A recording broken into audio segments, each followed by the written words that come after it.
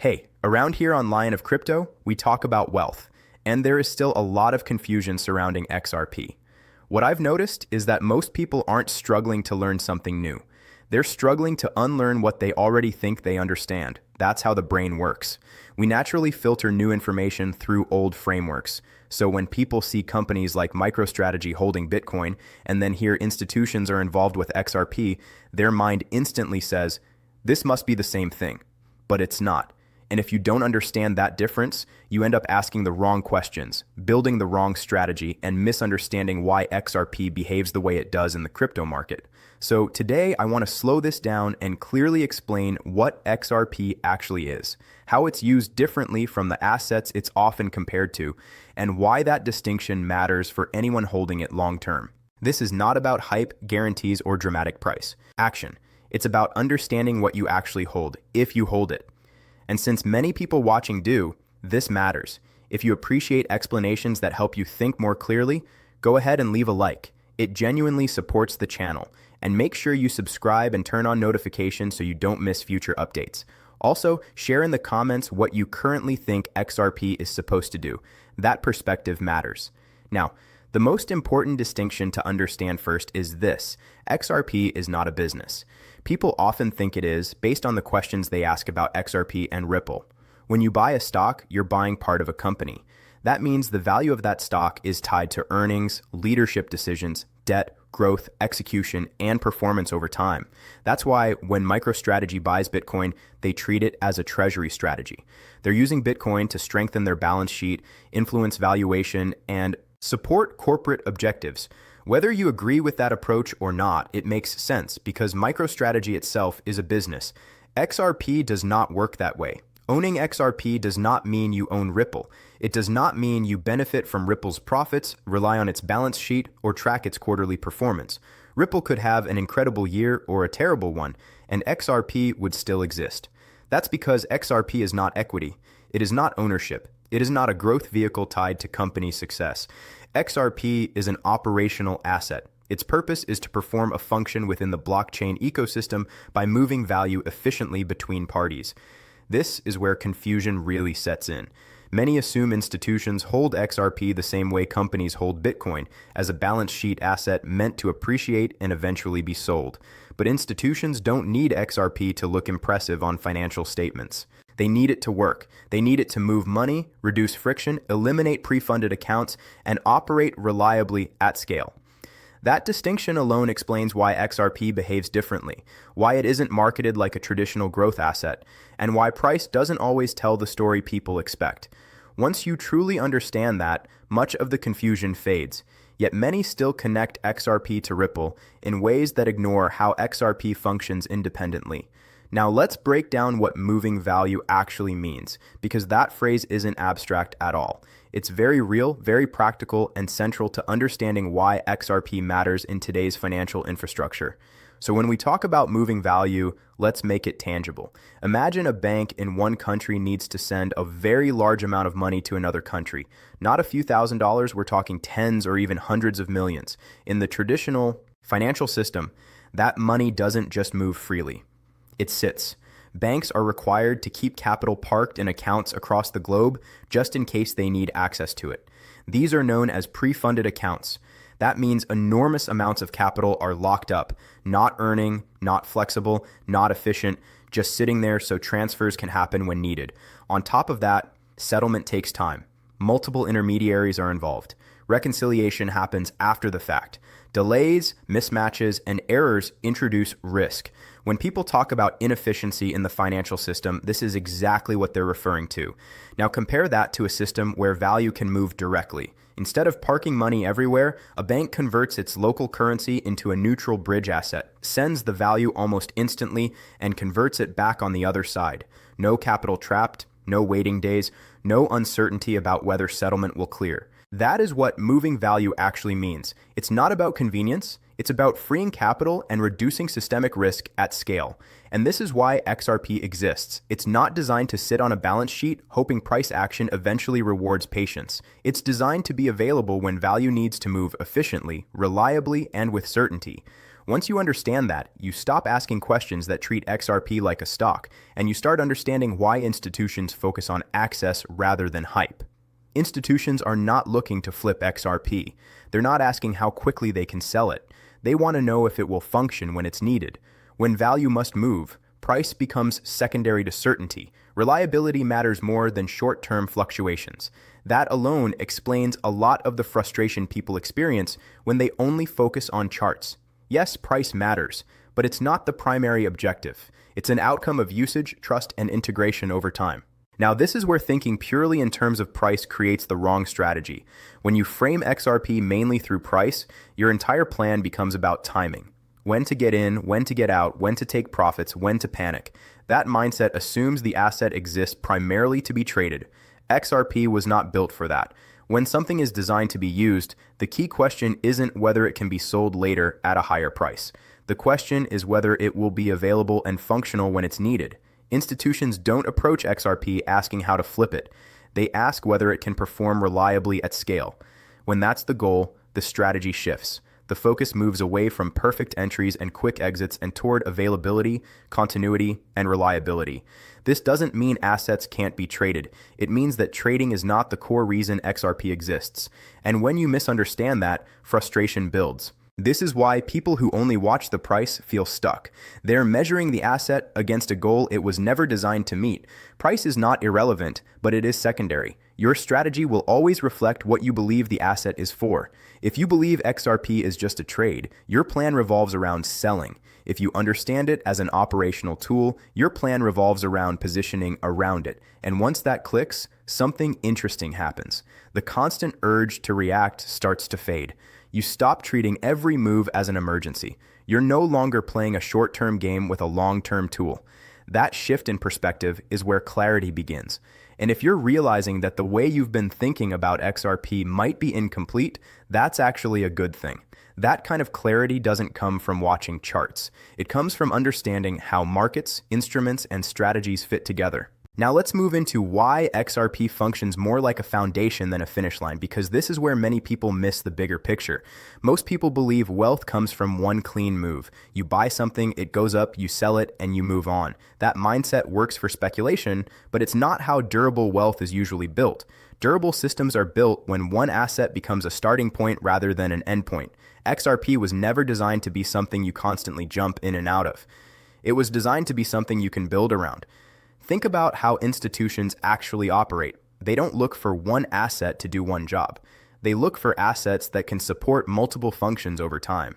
XRP can sit at the center of liquidity, support transfers, interact with other financial instruments, and allow movement into different opportunities without constant selling. That is very different from treating something as a short-term position. This is also where comparing XRP to something like a corporate Bitcoin treasury strategy completely breaks down. One is about storing value inside a company. The other is about enabling value to move between entities. Because of that, XRP doesn't require constant buying and selling to be useful. In fact, its usefulness increases when it's trusted, available, and reliable under pressure. That's why people who truly understand XRP are not obsessed with how high it might go next. They're asking a different question. What does this asset allow me to do over the next phase? When that question changes, everything about strategy changes with it. One position turns into a platform, not for speculation, but for structure. So what does this mean for people holding XRP today? It doesn't mean price never matters. It doesn't mean everyone has the same plan. And it certainly doesn't mean ignoring reality.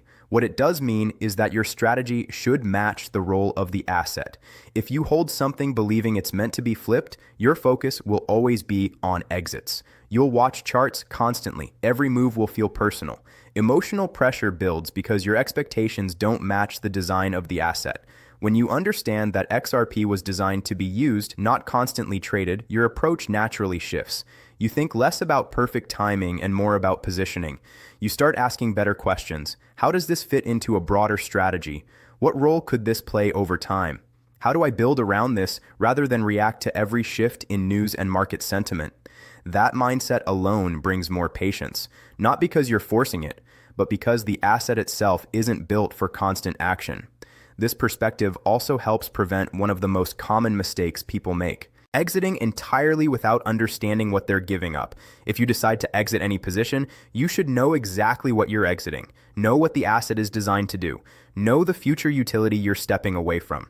Too many people abandon assets simply because they haven't behaved like something else they're comparing them to. When expectations align with reality, emotional noise fades. Strategy replaces stress. Long-term thinking becomes easier. Understanding what you hold matters more than predicting what it will do next. When you understand how an asset is designed to function, you stop forcing it into the wrong framework. That's the real edge. And that's why people who truly understand XRP are far less anxious than those who only watch the price. Clarity creates confidence, not hype, not guarantees, just understanding. And if this explanation added clarity for you, make sure you leave a like, subscribe to Lion of Crypto, and turn on notifications so you stay connected as things continue to evolve. Also, drop a comment and share what you believe XRP is actually supposed to do. This conversation matters, and different perspectives help everyone think more clearly. Now let me bring this all together, because this is where understanding starts to replace guessing. When you truly understand what XRP is designed to do, you stop forcing it into expectations it was never meant to meet. You stop comparing it to assets that serve completely different purposes. And most importantly, you stop letting short-term noise dictate long-term decisions. That doesn't mean you ignore price action. It means you stop letting price action control your thinking. When people only focus on charts, support, and resistance, and short-term movements, they often miss the larger structure forming underneath. News and market sentiment shift constantly, but infrastructure doesn't get built overnight. Systems take time. Adoption takes time, trust takes time, and assets that are designed to operate inside those systems don't behave the same way speculative assets do. That's a hard adjustment for many people, especially in the crypto market where speed and emotion dominate most conversations. This is also why whales and institutions behave differently. They're not reacting to every candle. They're positioning around function. They care about whether an asset can perform under pressure, whether it can scale, and whether it can be relied on when conditions are not ideal. That mindset alone separates short-term traders from long-term strategists. And again, there's nothing wrong with trading. But confusion happens when people expect an operational asset to behave like a pure speculative one. Once expectations are aligned, patience becomes natural. You're no longer forcing yourself to wait. You're simply allowing the asset to do what it was designed to do. That's when stress starts to fade. That's when emotional reactions lose their grip. And that's when strategy becomes clearer. You're no longer guessing. You're observing, learning, and positioning with intention. This is also why understanding systems matters more than chasing signals.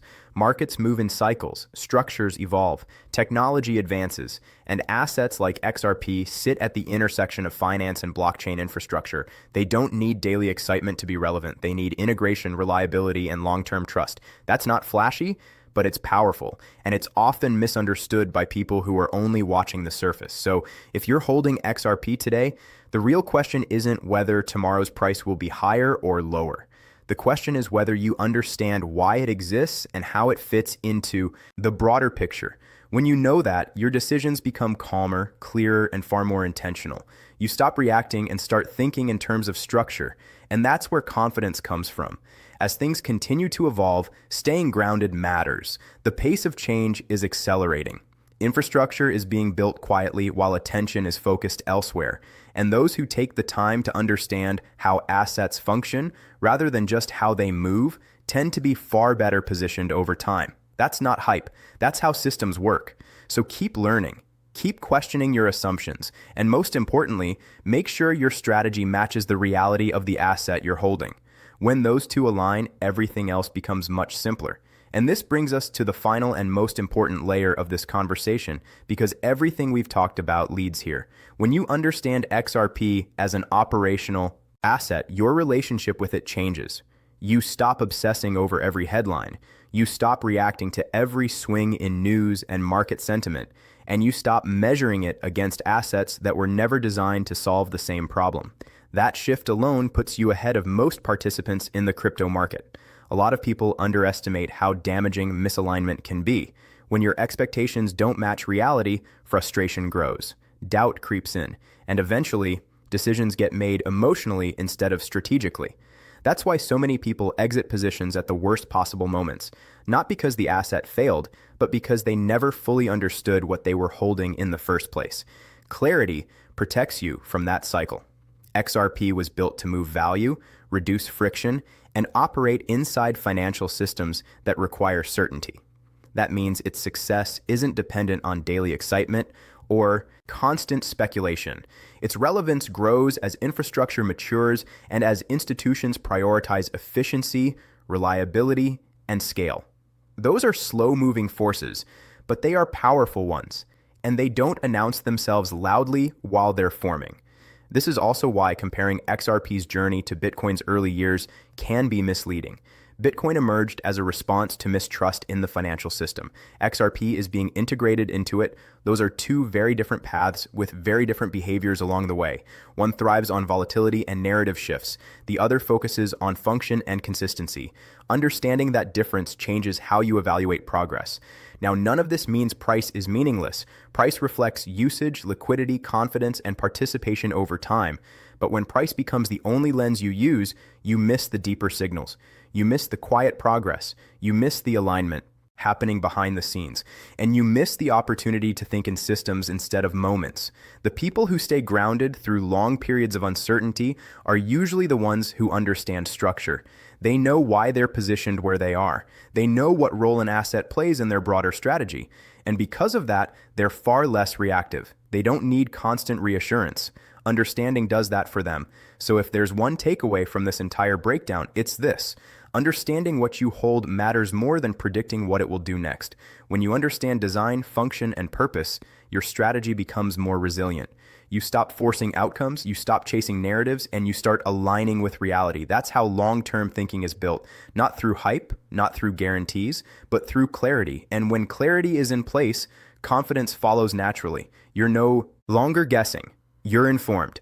And in markets that evolve as quickly as this one, that understanding is one of the most valuable advantages you can have.